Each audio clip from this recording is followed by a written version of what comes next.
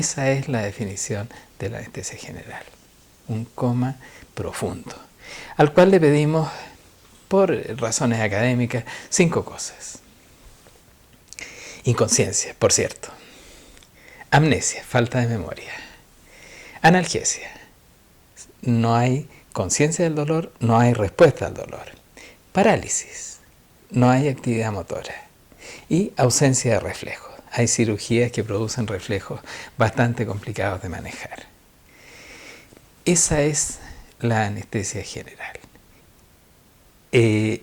Entonces, cuando hablamos de anestesia general, hablamos de un estado, no de con qué lo produjimos, no de la vía que usamos para producirlo. ¿Okay? Eso es lo importante. Ahora, para abordar el fenómeno de la sedación, ¿qué podemos decir? Que el cerebro no es una ampolleta, no está prendido, apagado, ¿no? Hay un tremendo espacio entre ese estado de la vigilia y el estado de la anestesia general. Este espacio intermedio es lo que se llama sedación, en el cual se van perdiendo progresivamente funciones cerebrales.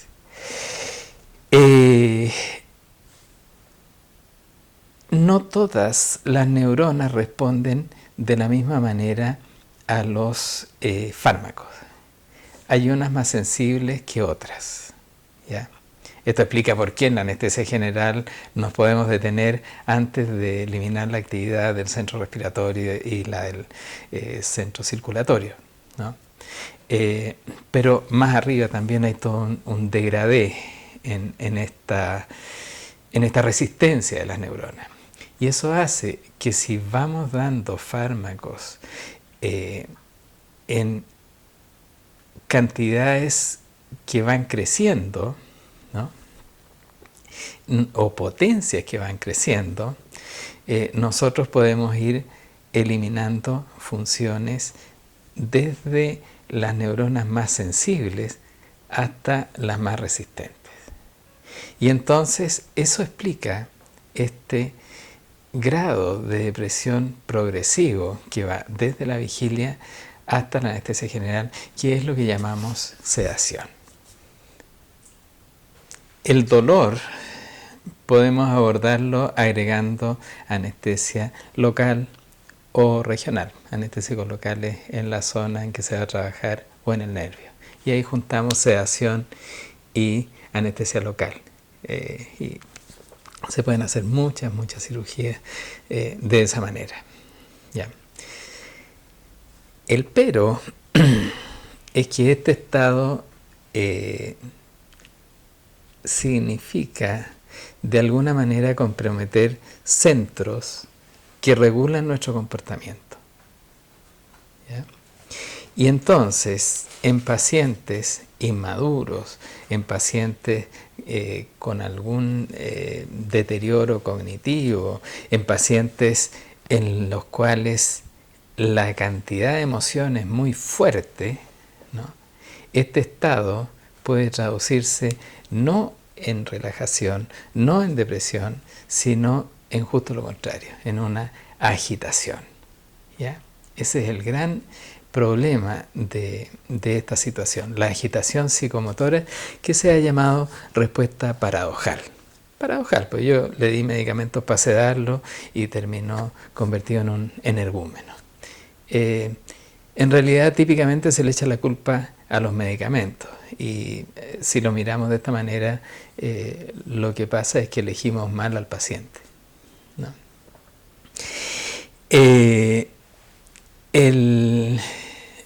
El siguiente grado de depresión se llama sedación profunda, ¿ya? Y está muy cercano a la anestesia general, ¿ya? Aquí no hay conciencia, no hay emociones, el paciente está desconectado, ¿no? Y responde a los estímulos profundos, típicamente dolorosos, de manera propositiva, se dice. ¿Qué quiere decir? ¿Cuál es la barrera entre un estado y otro? Si yo genero un estímulo doloroso, por ejemplo, apretando el trapecio, ¿no? Y el paciente lleva una mano para evitar ese estímulo, ¿no? Para sacar la mía, eso es un movimiento propositivo.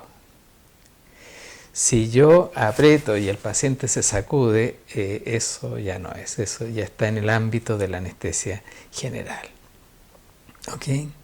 Entonces, la sedación profunda está en el límite de la anestesia general, poquito antes. En términos de los riesgos, en términos de la capacidad que debe haber de manejo, ¿no? Es equivalente. En la anestesia general y la sedación profunda son el ámbito del especialista, ¿no? Ahora,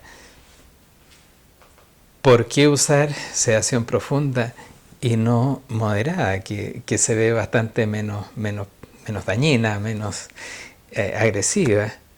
Bueno, porque en esos pacientes en los que corremos el riesgo de la agitación, ¿no?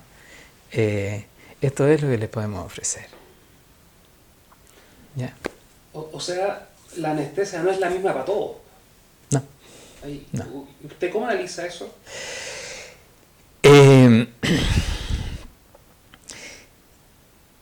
Si nosotros consideramos que necesitamos producir una depresión de la actividad cerebral para realizar una intervención quirúrgica, y ese es nuestro quehacer, ¿no? Entonces lo que tenemos que hacer es juntar varias cosas, ¿no? Primero, entender de qué se trata la cirugía que se está planteando. ¿Qué magnitud tiene? ¿Qué tipo de estímulos van a haber? ¿Qué duración? ¿Qué cambios se están esperando? ¿Ya? Segundo, esa cirugía, ¿sobre quién está instalada? ¿Quién va a padecer esa cirugía? ¿Es un niño? ¿Es un viejo? ¿Es un adulto? Y esa es una descripción etaria, pero ¿tiene patología? ¿No tiene patología? ¿Qué tipo? ¿Qué magnitud? ¿Toma medicamentos? ¿No toma medicamentos? ¿Tiene alergia? ¿No tiene alergia? ¿Qué recuerdos tiene de experiencias previas? ¿Está dañado o no psíquicamente? ¿Está equilibrado psíquicamente? La cantidad de variables para conocer ese terreno en el que se va a establecer la cirugía es enorme. Es enorme. Y entonces, sobre eso hay que generar un plan. ¿Ya? Un plan que tiene que ver con, a nuestro juicio, tres grandes objetivos, ¿no? El primero, el de fondo, es este primum non nocere.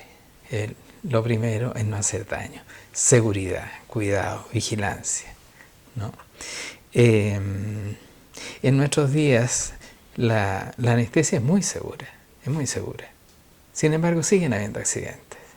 Y lo que podemos decir en relación a eso es que los accidentes en anestesia habitualmente tienen que ver con error humano. Son predecibles, son evitables. Entonces, ese es el primer gran objetivo, ¿no? El segundo tiene que ver con la cirugía. El cirujano tiene que tener condiciones óptimas, ¿no? Para concentrarse en su trabajo y realizarlo en forma completa y adecuada. Y el tercero, que en realidad es un apéndice del primero, tiene que ver con la huella psicológica de esto que estamos haciendo. ¿Qué recuerdo le va a quedar? ¿Cómo no produjimos daño? Y cómo, en el caso de un paciente odontológico, lo dejamos preparado para atenderse la siguiente vez con mucho menos necesidad de apoyo.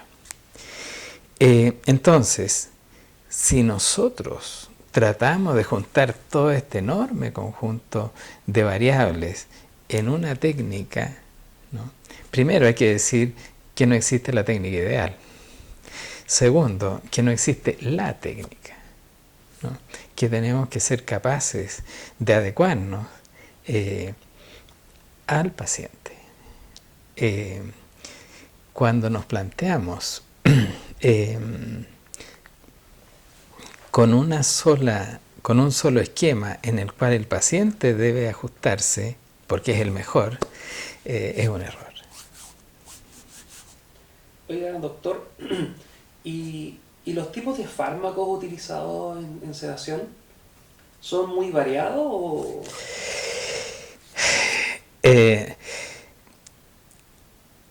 Sumamente variado. Y ahí hay un juego complejo, ¿no? Porque se puede variar primero las posibilidades, ¿no? Las posibilidades, aquí ya estamos hablando de distintas familias de medicamentos actuando de distinta manera en el cerebro. Ya no es lineal como veíamos en la anestesia local, ¿no? Muchos de estos ni siquiera entendemos bien cómo funcionan, ¿eh? Entonces, son muchas las posibilidades. Las vías de administración también son múltiples. Endovenoso, inhalatorio es lo más frecuente, pero puede existir intramuscular, puede existir endonasal, ¿no? Y entonces las variantes, el por qué uno, el por qué el otro, no siempre tiene un sustrato científico. Se trata de generar investigaciones que nos den datos para elegir adecuadamente el mejor fármaco para cada paciente. Pero la literatura científica que se va generando está muy influenciada por tendencias, por modas, incluso por intereses económicos. Y en el quehacer cotidiano, ¿no? Muchas de las decisiones que se toman ni siquiera tienen un asidero en la literatura técnica.